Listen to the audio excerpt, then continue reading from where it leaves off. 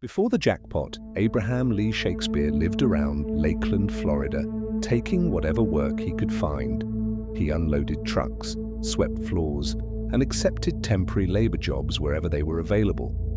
He had limited formal education and struggled with reading and writing, but people who knew him remembered a generous man who helped others even before money entered the picture. He was not a financial executive. He had no team of lawyers or investment advisors standing by. He was a working man whose entire life shifted during a routine journey in November 2006. Shakespeare was traveling with a co-worker named Michael Ford when they stopped at a convenience store in Frostproof, Florida. Shakespeare gave Ford $2 to buy 2 lottery tickets. One of those tickets matched the winning Florida Lotto numbers. The advertised jackpot was approximately $30 million. Shakespeare selected the lump sum option and received approximately $17 million before taxes, with reports placing the amount after taxes closer to $11 million. The win was real. The danger it created was equally real, though it would take time before that became clear. The jackpot immediately produced conflict. Ford later claimed the winning ticket had belonged to him and accused Shakespeare of taking it from his wallet. Shakespeare denied the allegation. The dispute went to court, but the jury rejected Ford's version and ruled in Shakespeare's favor. That lawsuit became an early warning. The money had not simply made Shakespeare wealthy, it had transformed ordinary disagreements into multi-million-dollar contests. People now had powerful reasons to claim a role in his fortune. Even after winning the case, Shakespeare discovered that legal victory could not protect him from the attention that followed.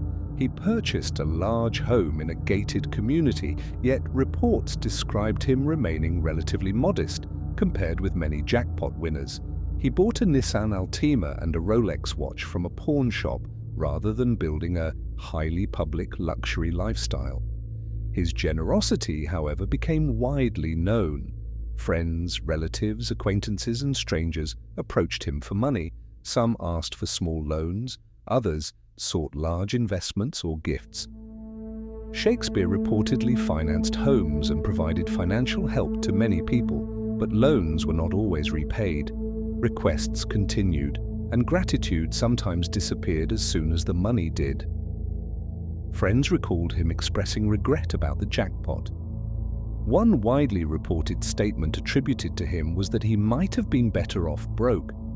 The fortune that promised freedom had made it nearly impossible for him to distinguish genuine friendship from financial interest. In 2008, Dorice Moore, known to most people as Dee Dee Moore, entered Shakespeare's life. According to reporting on the prosecution's case, she presented herself as someone who wanted to help tell his story in a book about his rise from poverty to wealth. She also claimed she could help recover money that other people owed him. Moore appeared organized and business-minded. For a man overwhelmed by unpaid loans, lawsuits, and constant financial requests, her offer may have seemed like genuine protection. A business called Abraham Shakespeare. Limited liability company was created. Moore gained increasing control over Shakespeare's finances and assets. Property and money began moving through companies and agreements connected to her. The relationship that appeared to promise order instead placed one person between Shakespeare and much of what remained of his fortune. Prosecutors later alleged that Moore took control of his financial affairs and benefited substantially. Reports described her obtaining access to assets, purchasing vehicles, and becoming involved in transactions concerning Shakespeare's home and outstanding loans. Moore maintained that some money and property were legitimately transferred or given to her. The prosecution argued that she was draining his fortune while creating the impression that she was protecting it. Then in April 2009, Abraham Shakespeare stopped appearing in public. At first, there was no dramatic alarm. The millionaire was known to feel exhausted by the attention surrounding his fortune. Some believed he had finally escaped, but months passed, no one saw him. His phone continued sending messages, but the words did not sound like Abraham Shakespeare. And the woman controlling his finances had several different explanations for where he had gone. Shakespeare was last seen alive in April 2009. His disappearance was not formally reported by family until November, approximately 7 months later. That delay gave anyone trying to conceal his fate a considerable advantage. Documents could be moved, properties could change hands, stories could be repeated until they sounded familiar. The people around him had also been given a believable explanation. Abraham was tired of everyone. He had gone away. Moore reportedly offered changing locations, including Texas, Jamaica, Puerto Rico, Orlando, and a hospital. The details varied, but the message remained the same. Shakespeare was alive and did not want to be found. Friends and relatives continued receiving messages from Shakespeare's phone. The texts suggested he was traveling or simply avoiding people. But some recipients became suspicious. The language did not sound like him. Shakespeare had significant difficulty reading and writing, making lengthy or carefully constructed messages unusual. When recipients asked personal questions that only Shakespeare could answer, the responses sometimes stopped. Investigators later concluded that Moore had used Shakespeare's phone to create the impression that he remained alive. This was more than an attempt to comfort worried relatives. A living man could approve financial decisions. A living man could explain his absence. A living man could keep a missing person investigation from becoming a homicide investigation. The phone became a digital disguise. According to evidence described in reports of the investigation, efforts were made to strengthen the illusion that Shakespeare remained alive. Moore allegedly arranged for a birthday card and money to reach Shakespeare's mother in a way that suggested it came from him.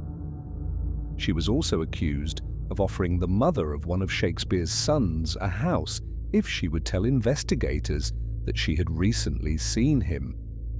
Each independent-looking sign of life could delay suspicion. A text message might be dismissed as impersonation. But a card, a financial gift, or a witness statement could make the story appear credible. The problem was that the evidence was not independent. Investigators believed it was being manufactured from the same source. By late 2009, the Polk County Sheriff's Office was treating the disappearance seriously. Investigators interviewed Moore repeatedly. Her explanations changed. A police officer was arrested on suspicion of selling confidential information connected to the investigation to a person of interest, adding another disturbing complication. A major break came through a man who cooperated with investigators. Reports described Moore discussing the need to move Shakespeare's body and allegedly offering money for assistance. Moore was reported to have offered tens of thousands of dollars to someone willing to take responsibility for the killing or help relocate the remains. The search shifted to a property in Plant City connected directly to the growing investigation. On January 26, 2010, investigators searched the property. Behind the house stood a concrete slab. After digging, authorities found the remains of Abraham Shakespeare buried beneath it. He had suffered 2 gunshot wounds to the chest. The disappearance was over. The texts were exposed as deception.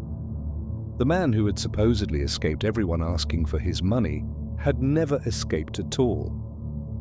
Moore was taken into custody in February 2010 and later formally charged with first-degree murder. She pleaded not guilty. The prosecution's case was largely circumstantial, but it contained many interconnected parts.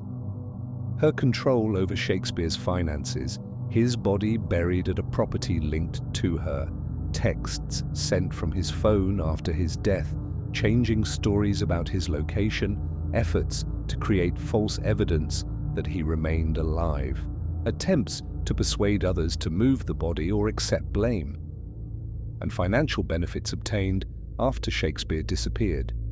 No single clue had to carry the entire case. Together, prosecutors argued, they formed one continuous pattern. Moore gave different accounts over time. Reports described her blaming drug dealers, legal professionals, and other individuals. At another stage, she claimed Shakespeare had been killed in self-defense. Her defense raised questions about forensic evidence and the firearm. Moore maintained that she had tried to help Shakespeare manage his debts and protect him from people exploiting him. She denied murdering him. That denial continues today. In December 2012, a Florida jury convicted Dorice Moore of first-degree murder. The judge sentenced her to mandatory life imprisonment without the possibility of parole. From prison, she criticized her lawyers and argued that the case against her was unfair or incomplete. Her appeals were unsuccessful, and she remains incarcerated.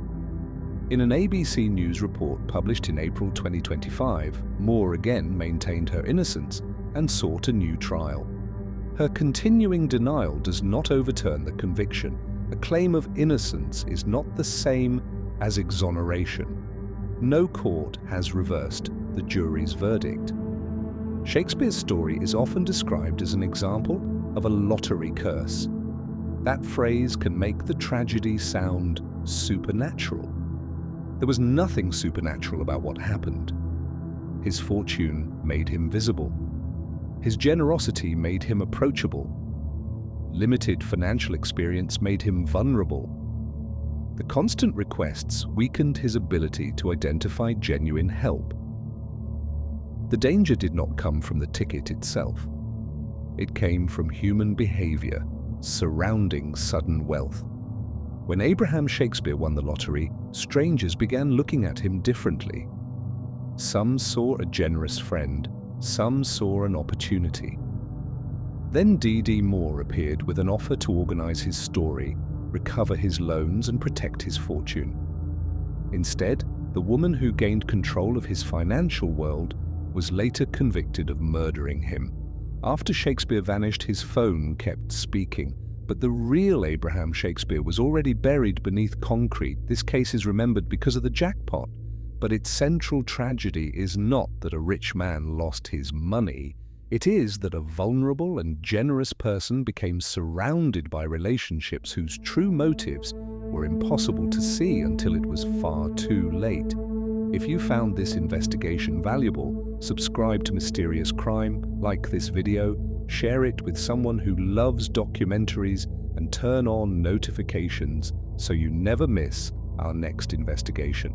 Every mystery has a story.